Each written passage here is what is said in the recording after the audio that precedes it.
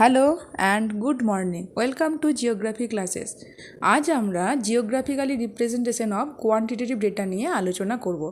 Quantitative ডেটাকে আমরা তিনভাবে প্রকাশ করতে পারি: এক হিস্টোগ্রাম, দুই frequency polygon and frequency curve. Part ওয়ানে আমরা আলোচনা করব হিস্টোগ্রাম নিয়ে। দেখো, হিস্টোগ্রাম বলতে বুঝি আমরা একটি অনুভূমিক সরলরেখার উপরে এক্স অক্ষ এবং ওয়াই অক্ষের মধ্যে পরস্পর লাগোয়া একগুচ্ছ বার গ্রাফ বা আয়তক্ষেত্র। এবার বার গ্রাফের সঙ্গে হিস্টোগ্রামের কি পার্থক্য? না, হিস্টোগ্রামের বারগুলি প্রত্যেকটি পরস্পর সংলগ্ন থাকবে, একে অপরের সঙ্গে টাচ করে থাকবে, কিন্তু বার গ্রাফে একে অপরের থেকে বারগুলি আলাদা থাকে। কার্ল পিয়ারসন 1895 সালে এই হিস্টোগ্রাম শব্দটি ব্যবহার করেন। এবার দেখো, হিস্টোগ্রামটি অঙ্কন করার জন্য আমি একটি ডেটা নিয়েছি।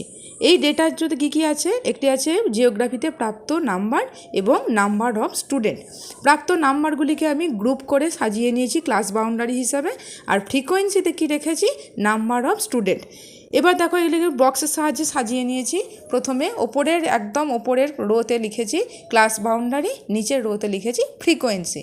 ক্লাস বাউন্ডারিতে নাম্বারগুলি 0 থেকে 100 পর্যন্ত যে নাম্বারগুলি, সেগুলি 0 থেকে 10, 10 থেকে 20, 20 থেকে 30, 30 থেকে 40, 40 থেকে 50, 50 থেকে 60, 60 থেকে 70, 70 থেকে 80, 80 থেকে 90 এবং 90 থেকে 100, এই 10 গ্যাপে গ্যাপে একটা গ্রুপ করে নিয়েছি।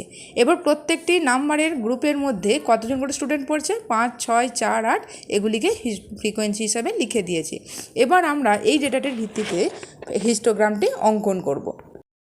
এরপর আজকে দেখাবো হিস্টোগ্রামে ইকুয়াল ক্লাস উইথ যে ডেটাটি নিয়েছি তার গ্রাফিক্যালি রিপ্রেজেন্টেশন।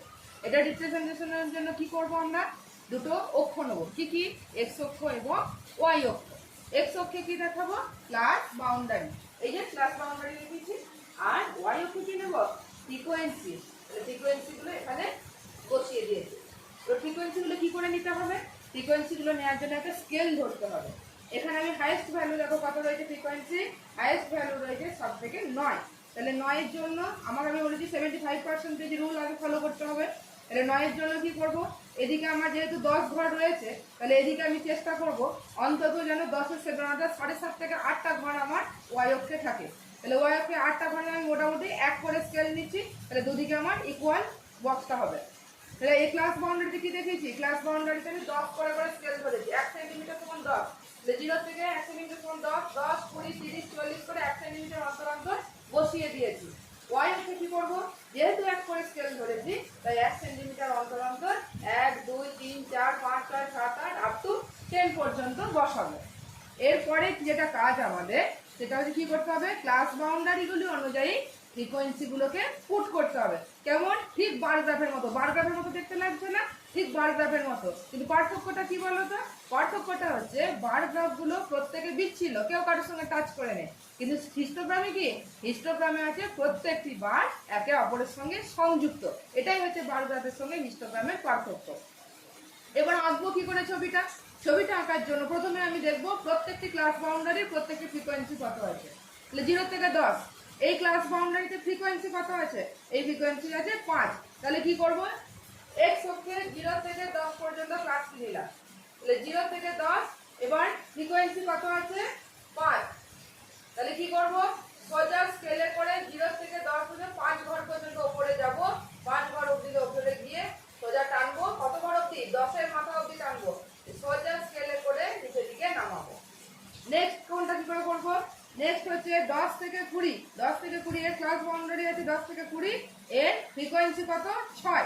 তাহলে ফ্রিকোয়েন্সির জন্য কি করব, 10 থেকে 20 এই রেঞ্জটা রাখবো। তাহলে চওড়াটা হবে 10 থেকে 20-এর মধ্যে, উচ্চতা কত হবে, উচ্চতা হবে 6। তাহলে এখানে 6 এক করে স্কেল ধরলে আমার হবে 6 সেন্টিমিটার। 6 যত দেখবে ফ্রিকোয়েন্সি থাকবে আর যত স্কেল ধরবে, যে ফ্রিকোয়েন্সিটাকে স্কেলের সংখ্যা দিয়ে ভাগ করবে। এখানে আমি 1 করে নিয়েছি স্কেল, তাহলে ফ্রিকোয়েন্সিকে কি করবো, 1 দিয়ে, যে ফ্রিকোয়েন্সি ভ্যালু থাকবে তাকে 1 দিয়ে ভাগ করবো। তাহলে 6-কে যদি 1 দিয়ে ভাগ করি কত হবে, 6 হবে। তাহলে 10-এর মাথা থেকে 6 সেন্টিমিটার উপর দিকে তুলবো, দিয়ে কত দূর স্প্রেড করবো, 20 ঘর অবধি নিয়ে যাবো উপর দিকে। স্কেলে করে, অবশ্যই স্কেলে করে, হাতে করে করবে না। 10 থেকে 20 ঘর পর্যন্ত যাবো, সোজা নিচের দিকে নামাবো। এইভাবে 20 থেকে 30-এ কত আছে দেখো, 20 থেকে 30-এ আছে 4। তাহলে 4-এর মাথা সোজা 4 সেন্টিমিটার উপর দিকে যাবো, এই লাইনে যাবো, কিন্তু একদম গ্যাপ করবে না, এই লাইন বরাবরই উঠবো। 4 ঘর উপর দিকে দিকে গিয়ে একদম 30-এর ঘর পর্যন্ত 1 সেন্টিমিটার উপর দিকে স্প্রেড করব স্কেলে করে সোজা স্কেলে করে 30 ঘরের মাথায় সোজা নামাবো। নেক্সট কত আছে, তারপরে 30 থেকে 40 আছে 8 ঘর, 30 থেকে 40-এ 8 ঘর, সোজা 8 সেন্টিমিটার উপর দিকে যাবো। 8 কে 1 দিয়ে ভাগ করলাম, 8 ঘর এলো, 8 সেন্টিমিটার উপর দিকে গেলাম, 40-এর ঘর পর্যন্ত সোজা স্প্রেড করে একদম নিচে নামাবো। 40 থেকে 50-এর ঘর কত আছে, 40 থেকে 50 আছে 5, তাহলে 5 সেন্টিমিটার উপরে যাব। এইভাবে প্রত্যেকটি আমি বারকে আঁকবো। বারকে আঁকা হয়ে গেলে কি করব, পুরোটাকে বক্সটাকে কন্টিনিউ করে বক্স করে দেবো এখানে। এবার নিচেতে কি লিখবো, ক্লাস বাউন্ডারি, উপরে লিখবো, এই সাইডে লিখবো ফ্রিকোয়েন্সি। ক্লাস বাউন্ডারি এদিকে অ্যারো দেখিয়েছি, এদিকে স্টপ করেছি কেন, কারণ এদিকে ভ্যালুটা বাড়ছে, তাহলে যেদিকে ভ্যালু বাড়ছে সেদিকে করবে অ্যারো, যেদিকে ভ্যালুটা কমছে সেদিকে করবে স্টপ। আবার এদিকে ভ্যালুটা বাড়ছে কি করবে, এদিকে অ্যারো, এদিকে করবে স্টপ। এবার কি করব, হেডিং করতে হবে, শুধু ছবিটা আঁকলে হবে না, হেডিং গুলো করতে হবে। হেডিং গুলো করার জন্য কি করব, আমার এখানে যেহেতু ছবিটা হিস্টোগ্রাম, ক্যাপিটাল লেটারে বানান ভুল যেন না হয়, ক্যাপিটাল লেটারে মোটা মোটা করে বড় বড় করে লিখে দেবে হিস্টোগ্রাম। ব্র্যাকেটে কি লিখবে, যেহেতু আমার ক্লাস উইথ গুলো ইকুয়াল, তাই সেজন্য আমি ইকুয়াল ক্লাস উইথ লিখবো। যদি ক্লাস উইথ গুলো আনইকুয়াল হতো, এটা আমি পরের ভিডিওতে দেখাবো আনইকুয়াল ক্লাস উইথে কি করে হিস্টোগ্রাম বের করবো, তো সেক্ষেত্রে আনইকুয়াল ক্লাস উইথ লিখবো। আর যেহেতু এটা ইকুয়াল, তাহলে আমরা ইকুয়াল ক্লাস উইথ লিখবো।